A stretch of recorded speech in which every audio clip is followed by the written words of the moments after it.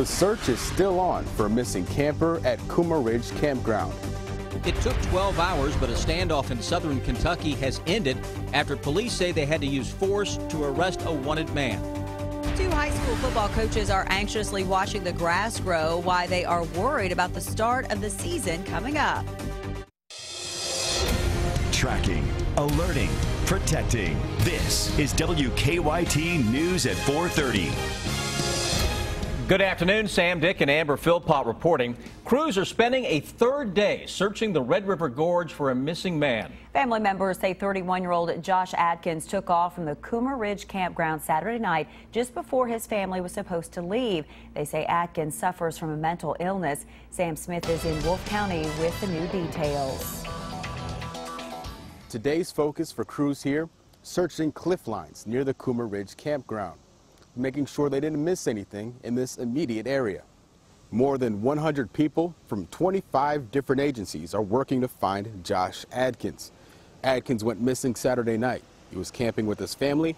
They say when it came time for them to leave, he didn't want to go, and he ran off into the woods. They say the 31-year-old suffers from a mental illness that may have caused him to run off. Crews are working hard out here trying to find him. His family is doing the same by putting flyers up at businesses around the area, hoping someone sees him and recognizes him. They say more than 300 flyers have been handed out to other campers and posted up on shops. Business owners are glad to help. Usually is a pretty quick recovery, and the longer it goes on, the more concern that we get, because the Red River Gorge, has some dangerous drop-offs, and it's dangerous out there. Now, if you see Adkins, you have to contact 911 so he can be reunited with his family. In Wolfe County, Sam Smith, WKYT. Crews are considering scaling back their search efforts until Saturday to give crews a rest. Family members are in Richmond at Adkins' home in case he shows up there. All right, a cold front is slamming on the brakes across the Bluegrass State, and this will help set the stage for some heavy rain and storms. That's right. Chief Meteorologist Chris Bailey's taking a close look at the possibility of storms. In fact, you got some things going on right now. Yeah, we really do, guys. Thunderstorms, southern Kentucky causing quite a fuss right now with a lot of heavy rain, a lot of lightning, and some locally strong winds. Stop me if you've heard that one before. We look at Live First Alert Defender now. That continues to track rounds of thunderstorms, starting to get some development now into parts of north central Kentucky, the Bluegrass region, just to the south of 64, right on top of the Bluegrass Parkway area. So from Lawrenceburg down towards Salvisa, slow-moving thunderstorm is basically right on top of this part of the world. Folks in the Mortonsville area, along 33 here in the southern sections of Woodford County, that is just, and I mean just, to our west as of right now. Additional thunderstorms trying to pop, and notice one here into western sections of Boyle County, but the strongest storms stretch from Campbellsville through parts of Casey County. Liberty getting hammered over the past couple of hours. A lot of heavy rain, a lot of lightning with that. That extends now farther to the south with a potent thunderstorm to the west of downtown Somerset, just to the north, and I mean barely to the north of the main area along Lake Cumberland. Look at the scattering of big boomers here into eastern Kentucky. Already reports of a couple of inches of rain from some earlier storms here into the southeastern corner of the state. This little complex trying to break up just a bit, though some additional development to the north of that. It's all part of a setup that will continue to throw some scattered storms our way as we go through the evening. But guys, when I come back in a few minutes, we're going to focus on what is coming down the road over the next few days. Already flash flood watches are out for the next several days. We'll pinpoint who has the best chance of seeing the heaviest rains in a few. All right, Chris, thank you. It took nearly 12 hours, but a man who caused a police standoff in Pulaski County is now in jail. Somerset police arrested 31-year-old Jonathan Toby Wiles early this morning. They say Wiles had a weapon and barricaded himself inside a friend's apartment on Sycamore Street. Police evacuated the building as a precaution. When negotiations broke down around 4 this morning, police say they went in with force. A decision to introduce gas into the apartment. That also proved ineffective in getting him out of the residence, and we had a team of officers go in and make contact with him where he was barricaded in an upstairs bathroom. Police say no one was hurt. Wiles was admitted to the hospital for treatment. Unrelated to this incident, charges against him are now pending. Police are looking for a woman with thick black mascara who they say robbed a Lexington hotel clerk. The woman was wearing a gray hoodie and a bandana when police say she threatened the clerk with pepper spray at the Comfort Suites on Winchester Road. She stole about $150. Police say that she may have left in a gray Pontiac. At least one person is recovering today after a head-on crash in a busy part of Lexington. Two cars hit head-on Sir Barton Way at Old Rosebud just before noon. At least one person was taken to the hospital. Injuries are not expected to be life-threatening. Part of that intersection was blocked off for about 30 minutes while crews cleaned up the crash scene.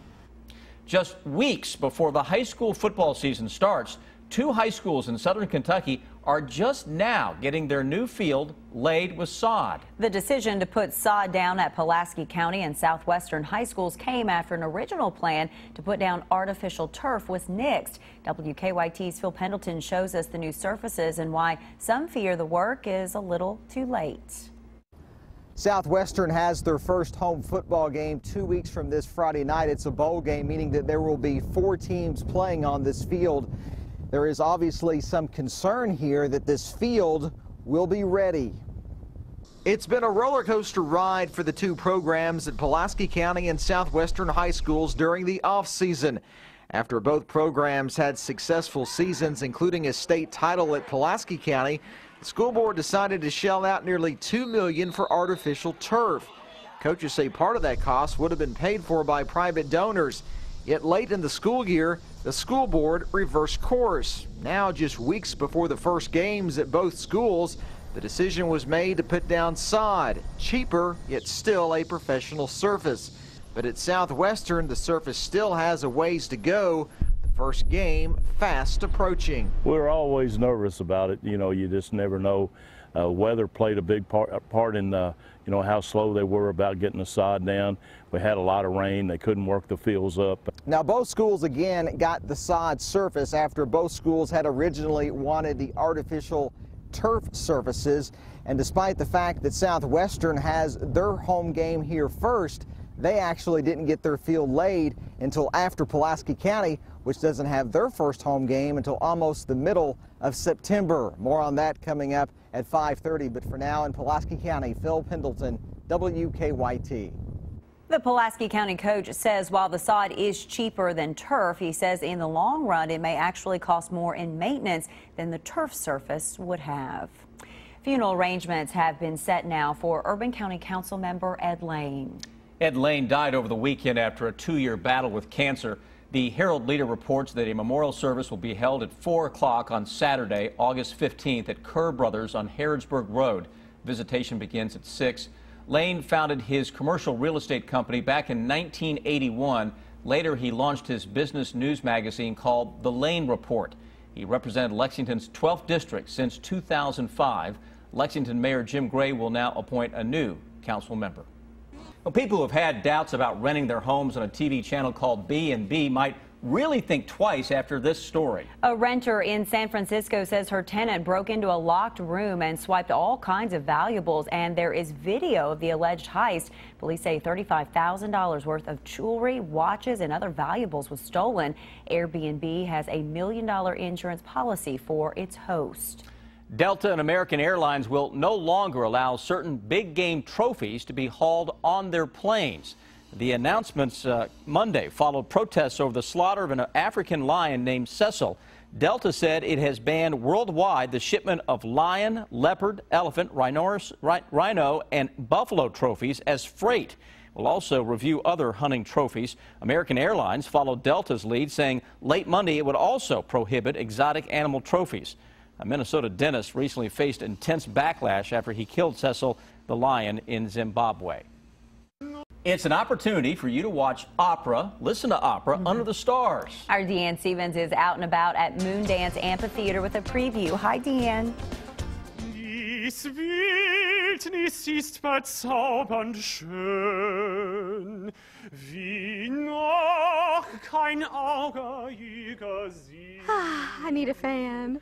Hey, good afternoon, guys, from Moondance Amphitheater. I have a special little treat this afternoon. Zach is singing his heart out. Opera Under the Stars is happening Saturday night right here at Moondance. Here's your special treat. Mit neue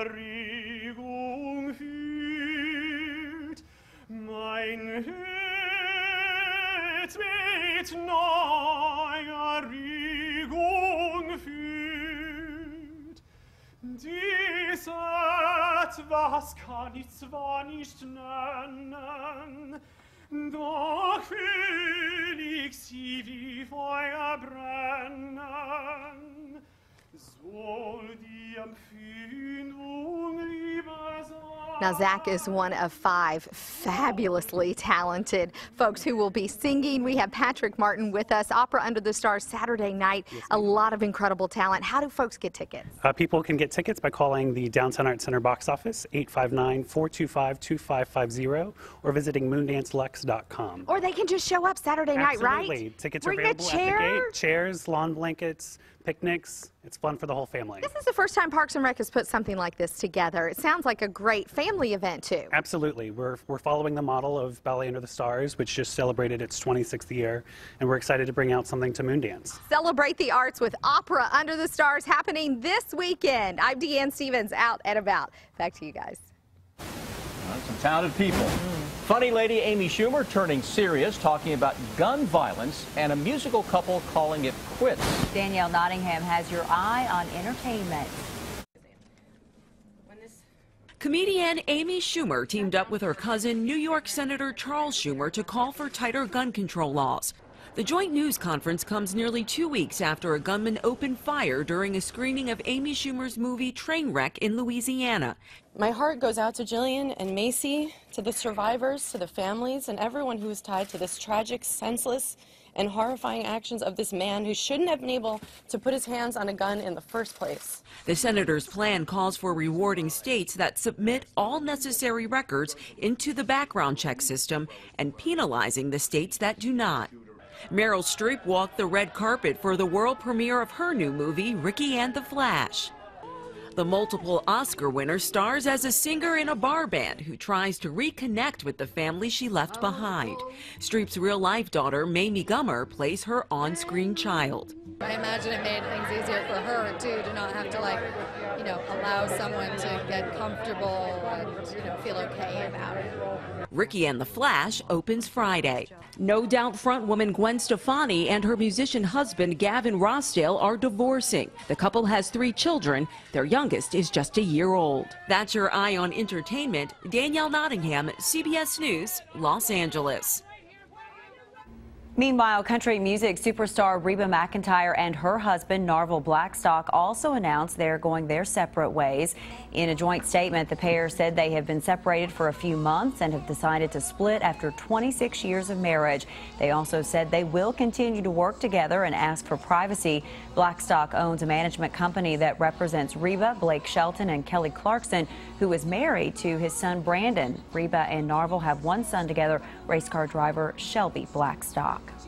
All right, we have got some storms that are starting to pop for some places in the area. Right, July, we had plenty of experience with storms throughout the state. Chris, what's the latest on what you're seeing right now? Yeah, a lot of these storms across the southern parts of the area, guys, going severe with the potential for damaging winds and some large hail. Several severe thunderstorm warnings, at least several counties under warnings now. You can see on Defender, we're even now beginning to get some boomers into the Lexington metro. We talked about the Pulaski County severe thunderstorm. Here's a new warning that is out until 5:15.